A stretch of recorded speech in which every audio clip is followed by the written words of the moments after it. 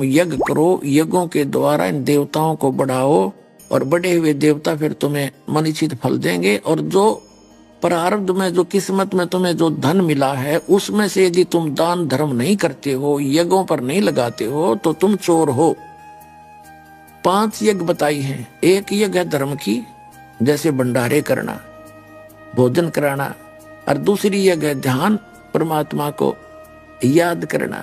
उसका मेडिटेशन का अर्थ ये नहीं हठ योग, ध्यान यानी उसका चिंतन बना रहा। जैसे किसी को टेंशन हो जाती है किसी भी बात की, उसका मन हटाए से नहीं हटता उस टेंशन पॉइंट तक, तो वो मेडिटेशन है।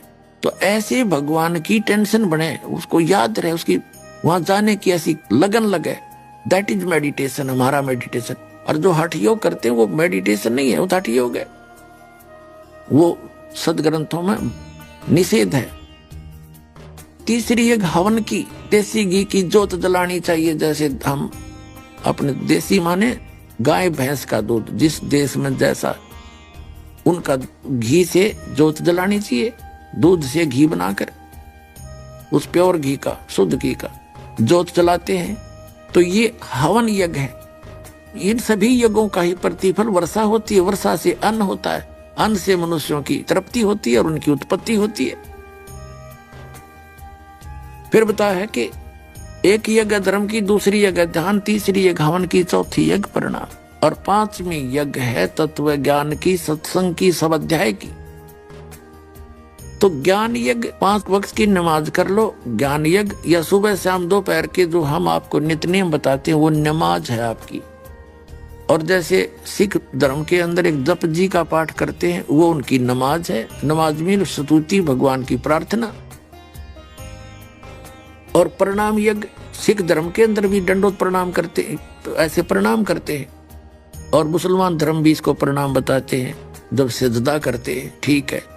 तो 3 यज्ञ तो हम सभी में चल रही है। एक भंडारा, जैसे मुसलमान धर्म में ये तो मांस से वितरित करें, भंडारा धर्म यज्ञ रही कहाँ इनके पास। तो एक इनके पास कौन सी यज्ञ है? एक यज्ञ है उनकी ज्ञान यज्ञ, नमाज करते हैं। दूसरी प्रणाम यज्ञ। बाकी जो यज्ञ हैं वो यज्ञ नहीं है। रोजे रखना, गीता अध्याय नंबर 6 के श्लोक नंबर 16 में स्पष्ट किया कि अर्जुन, ये भक्ति, ये योग, ये साधना न तो बिल्कुल ना खाने वाले की यानी व्रत रखने वाले की, और ना ज्यादा खाने वाले की, ना अधिक सोने वाले की, और ना घना जागने वाले की कभी सफल नहीं होती। सफल नहीं होती यानी व्रत रखना भी निषेध है गीता जी में। तो व्रत तो किसी भी सदग्रंथ में नहीं कहा गया है। इतना खावे प्रथम अंजल संयम राखे, योग युक्त सब सतगुरु भाके। इस योग की युक्ति सतगुरु बतावेंगे, वो के बतावेंगे, प्रथम अंजल संयम राखे। इतना भी नहीं खावे दड़ी पक्का फिर टूटे अंगड़ाई नींद आ जा, और इतना कम भी नहीं खावे कि आत्मोसजा सारे। जैसे दास पहले हनुमान का व्रत रखा करता मंगलवार का, और छोटी उम्र में शुरू कर दी थी। हनुमान तो याद आता नहीं, रोटी याद आया करती कद 12 बज्जर चूरमा खावे। इसी साधना थी हमारी। बताओ क्या भक्ति थी। हनुमान चालीसा वैसे करा करते, वैसे कर लेते। बताओ भूखा मरते क्या लाभ था। हमें जैसे गाइडलाइंस मिले हम उसी तरह करते रहे। तो ये रोजा भक्ति मार्ग में नहीं आता। वास्तविक भक्ति मार्ग में जो complete God given, complete God यानी पूर्ण परमात्मा द्वारा गया कंप्लीट स्पिरिचुअल नॉलेज की बात कर रहा है दास। किसी पुराण में, कुरान में अगर इस उनके अल्लाह अकबर से हटकर अन्य का किसी का आदेश है, तो वो कंप्लीट परमात्मा के पाने की, पूर्ण मोक्ष की भक्ति नहीं है। अब ये 5 यज्ञ हैं।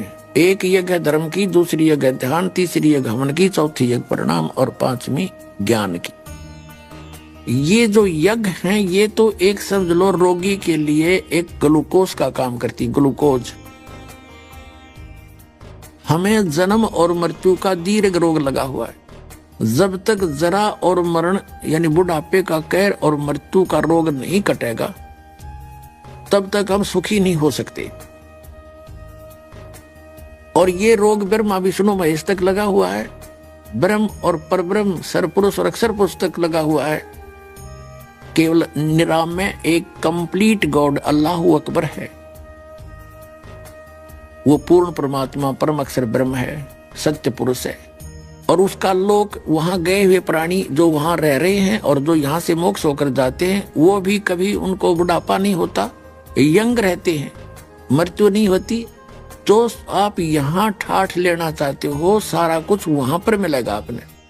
वहां ऐसे ही नर और नारी करके आपकी सृष्टि है, आपके बच्चे होंगे, लेकिन वो युवा स्थिति में आकर के कभी इससे आगे ना उम्र घटेगी, वो उस स्थिति में रहेंगे और कभी मृत्यु नहीं होगी। अपनी आत्माओं, अब आप हो और आपके बच्चे हैं, आपकी पत्नी है, आपके बच्चों की पत्नियां हैं, आपके छोटे छोटे पोता पोतियां हैं, आपको कितने अच्छे लगते हैं। और फिर 1 मिनट में सारे मर जाए। जैसे पीछे एक सन 2000 के अंदर 26 जनवरी सन 2000 को इस गुजरात के अंदर एक भूकंप आया था। कई मंजिल की कोठियां बनाने में पूरा पूरा जीवन लगा दिया था उन लोगों ने, 2 पीढ़ी लगी रही थी और उन्हीं के नीचे दबकर मर गए, समाप्त होगी। और दूसरी बात एक विचार करने की है, जैसे मुसलमान भाई कहते हैं कब्रों के अंदर उनको दबा देते हैं, वो वहां रहते हैं, तो उस साइक्लोन के अंदर, उस भूकंप के अंदर उन कब्रों का पता नहीं कहाँ गए, बड़ी बड़ी कोठियों का पता नहीं वो कहाँ गए। तो कहने का भाव ये है दास का कि यहाँ ना जाने के बिजली गिर जा, कब के हो जा। तो आपको कितना अच्छा लगता, आपके परिवार कितने प्यारे लगते। अरे एकदम कोई एक बच्चा भी मर जा, तरफ तरफ का टक्कर मारते हम, माँ बाप मर जा बच्चे रोते हैं, बच्चे मर जाते माता पिता रोते हैं, भाई बहन रोते हैं। तो ये क्या खाक सुख है, इस पर किस चीज पर आश्रित हुए बैठे हो।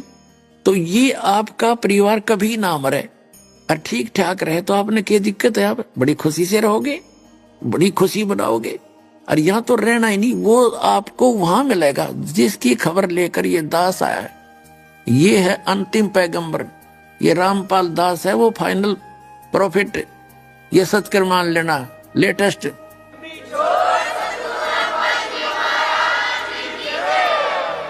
और विद कंप्लीट स्पिरिचुअल नॉलेज और with complete method of worship इस दास के पास है। अब जैसे 5 यज्ञ जो हम करते हैं, ये तो ग्लूकोज है, अब कंपलसरी है। जैसे डॉक्टर के पास कोई रोगी जाता है और उसकी स्थिति को देख के परिचित हो जाता है, तो तुरंत डॉक्टर ग्लूकोज लगाता है, ट्रीटमेंट अन्य बाद में शुरू करता है। तो उस ग्लूकोज से हटकर और ट्रीटमेंट है। ग्लूकोज तो शरीर की केवल एक पानी की पूर्ति करेगा, इसको सपोर्ट देगा, रोग नहीं काटेगा। रोग नाश करने की अन्य औषधि है, टैबलेट है, इंजेक्शन है, कैप्सूल्स है। तो वो न तो गीता के अंदर वो कैप्सूल है, कुरान शरीफ के अंदर वो मंत्र नहीं है, वो कैप्सूल नहीं है, वो टैबलेट नहीं है, इंजेक्शन नहीं है जिनसे रोग नाश होगा। वो तो केवल ग्लूकोज है, ये समझ लो। अब टैबलेट कौन सी है, इंजेक्शन कौन से हैं? जैसे श्रीमद् भगवत गीता अध्याय नंबर 8 के श्लोक नंबर 13 में गीता ज्ञान दाता कहता है, ओम इति एकाक्षरम ब्रह्म व्यवहारण माम अनुस्मरण यह परियाति तजन देहम स याति परमाम गति। मुझ ब्रह्म की साधना का केवल ओम एक मंत्र है, नथिंग एल्स। जो अन्य जो मंत्र जाप करते हैं गीता जी में कहीं नहीं है। जैसे ओम नमः शिवाय, ओम नमः भगवते वासुदेवाय हैं, और जितने भी मंत्र एवं नमः, ये मंत्र नहीं है, ये गीता में प्रमाणित ही नहीं है। इसके अतिरिक्त जो साधना भक्ति करते हैं वो गीता अध्याय नंबर 16 के श्लोक नंबर 23 और 24 में निषेध है कि शास्त्र विधि को त्याग कर जो मनमाना आचरण करते हैं उनको न सुख होता है, ना उनकी गति होती है, ना उनको कोई सिद्धि प्राप्त होती है, यूजलेस। इसलिए अर्जुन, भक्ति के लिए तुझे सदग्रंथों का आधार ही मानना चाहिए। तो गीता ज्ञान दाता ने केवल एक वो मंत्र बताया, और गीता को सर्वोच्च मानते हैं सब हिंदू धर्म के भाई, और गीता वाली एक भी क्रिया नहीं करते, उसके हटकर ही साधना करते, पढ़ते गीता को है। ये तो वो काम कर रहे हैं जैसे एक भक्त कह रहा था, बोला यार ये समाजी औरों को तो सलाह देते हैं गाय रखने की और स्वयं रखेंगे भैंस इनकी कथनी और कथनी में न्यू अंतर है। तो ये खुद ऐसा ही करते हैं, औरों को सलाह देते हैं गीता पढ़ो और मंत्र देते हैं ओम नमः शिवाय, ओम वासुदेव ओ भगवते नमाय, एवं नमः, पता नहीं कितने सरनामा विष्णु का बना दिया। तो इसमें ओम नाम का जाप है, नथिंग एल्स। ये सरपुरुष का है। गीता अध्याय नंबर 15 के श्लोक नंबर 16 और 17 में 3 पुरुष हैं, सरपुरुष, अक्षर पुरुष, परम अक्षर पुरुष। और सरपुरुष है ये ब्रह्म है, काल है, जो गीता ज्ञान दाता है, वेद ज्ञान दाता है, कुरान शरीफ का ज्ञान दाता है, इंजिल का ज्ञान दाता है और जबूर का ज्ञान दाता है, तौरात का ज्ञान दाता है। ये ब्रह्म है। उनमें ये मंत्र नहीं दिए इसने, क्योंकि वो पहले वो मंत्र वास्तविक इनमें दे चुका था। जैसे तौरात के अंदर सृष्टि रचना बता दी इसी ने, आगे उसने बताना आवश्यक नहीं समझा कि उसने बोल ही दिया पहले। इससे पहले के ये ग्रंथ हैं वेद और गीता, ये इसकी तरफ से कंप्लीट ज्ञान है, इसमें मांस खाने का कहीं प्रावधान नहीं है। आगे चल के इसने अपनी स्थिति बनाए रखने के लिए अपने सतर से कहीं कह दिया मांस खा लो, ऐसे पशु खाओ, ऐसे खाओ। ये इसका अपना आदेश है, इस काल ब्रह्म का, कुरान शरीफ के ज्ञानदाता का, अल्लाह अकबर का नहीं है। अल्लाह अकबर ने तो तौरात के उत्पत्ति ग्रंथ में सबसे पहले बता दिया है किसी भी मनुष्य को और किसी भी प्राणी, चाहे जलचर है, चाहे वनचर है, चाहे वो वायु का पक्षी है, कोई भी मांस नहीं खाएगा, बीजदार पौधे दिए खाओ। ये फाइनल फैसला है उस कंप्लीट गॉड का। आगे कोई ये मांस खाने का प्रावधान बताया है इस काल ने बताया, जो कुरान शरीफ के ज्ञानदाता ने। ये अल्लाह अकबर का आदेश नहीं है। और उस कुरान शरीफ के ज्ञानदाता के आदेश का पालन करके जो मांस खाते हैं, हिंसा करते हैं, तो अल्लाह अकबर उस समर्थ का विधान भंग होने से वो दंडित होते। फिर एक उदाहरण देते हैं, जैसे एक SHO का मित्र था कोई, दरोगा जी का। उसने कहा कि दरोगा जी, मेरा एक पड़ोसी है, मेरे साथ वाला, मकान वाला, मुझे बहुत परेशान रखता है, किसी तरह भी बाज नहीं आता, क्या इलाज करूं? SHO ने कहा कि मार उसका लठ, माप देख लूंगा, मार दे उसको। उसने अपने पड़ोसी के साथ जाके झगड़ा ठान दिया, SHO की आज्ञा मान के, एक अधिकारी की, और उसका पड़ोसी मर गया, साथ के मकान वाले की मृत्यु होगी। राजा का विधान था जो किसी को मारेगा उसको सजाए मौत होगी।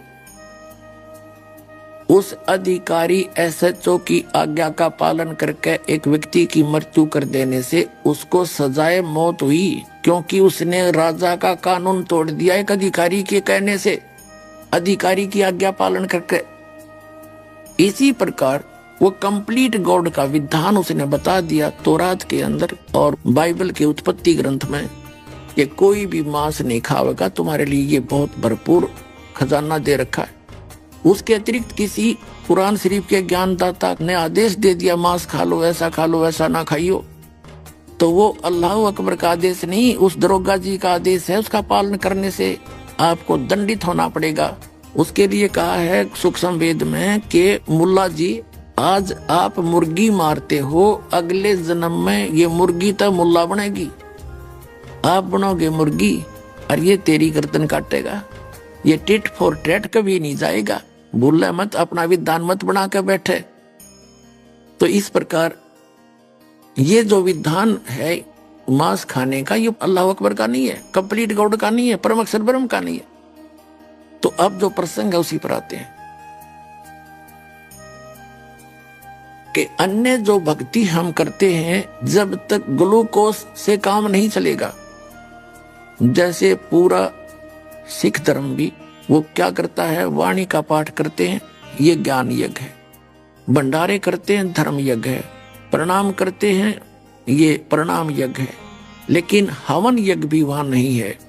और फिर मंत्र जो वास्तविक मंत्र है, सतनाम जो है ये समझ लो टैबलेट हैं, वो कैप्सूल हैं, कैप्सूल और टैबलेट है, 2 अक्षर का सतनाम, एक ओम एक तत्व, और जो सारनाम है वो इंजेक्शन समझ लो। तो ये कंप्लीट कोर्स है जन्म और मृत्यु के रोग का नाश करने का। जैसे अब ये दास बताएगा वो कंप्लीट कोर्स, ये 500 यज्ञ करनी है जो सतलोक आश्रम में आपको बताई जाती। जैसे 5 यज्ञ आपको बता दी। एक यज्ञ धर्म की भंडारे किए जाते हैं, भोजन कराए जाते हैं भक्तों को, और दूसरी यज्ञ ध्यान या परमात्मा का विशेष कसक ऐसा ज्ञान बता दिया जाता है, आपकी बुद्धि नहीं हटेगी। सतलोक तय आप बेशक यहाँ काम कर रहे हो, लेकिन आपकी इच्छा ये रहेगी है भगवान इनका पीछा छूट जा, और बुराइयों से बचोगे, भक्ति करते रहोगे। चिंता तो सतनाम की और न चिंता दास, और जय कोई चिंता नाम बिना वह काल की फांस। फिर क्या बताते हैं कि एक यज्ञ धर्म की, दूसरी यज्ञ ध्यान, तीसरी यज्ञ हवन की, चौथी यज्ञ प्रणाम, हम दंडोत प्रणाम करते हैं, और 5वीं यज्ञ ज्ञान की। ये तो ग्लूकोज है, ये कंप्लीट है ग्लूकोज भी, अच्छा ग्लूकोज ये है। और फिर सतनाम सूक्ष्म वेद के अंदर कंप्लीट कोर्स है, क्योंकि हमारे शरीर के अंदर चैनल बने हुए हैं। रीढ़ की हड्डी बैकबोन के अंदर की साइड में आपने छपकली देखी हो, सर्प देखा हो, उसके नीचे बिल्कुल प्लेन होती है छपकली, ऐसी रीढ़ की हड्डी के अंदर की साइड में मांस चिपका हुआ है।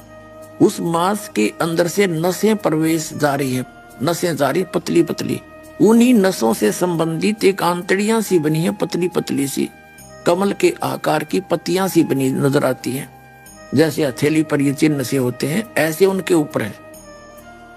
तो रीढ़ की हड्डी जहाँ एंड होता है वहां मूल कमल है, गुदा के पास 2 उंगल ऊपर रीढ़ की हड्डी जहाँ खत्म होती है, बैकबोन जिसको बोलते हैं, उसके ऊपर ये शरीर समझो एक टेलीविजन है, इसमें चैनल बने हुए हैं, चैनल लगे हुए हैं। तो नीचे चैनल है गणेश जी का, जिसको मूल चक्कर कहते हैं, मूल कमल कहते हैं, कमल कहो चक्कर कहो।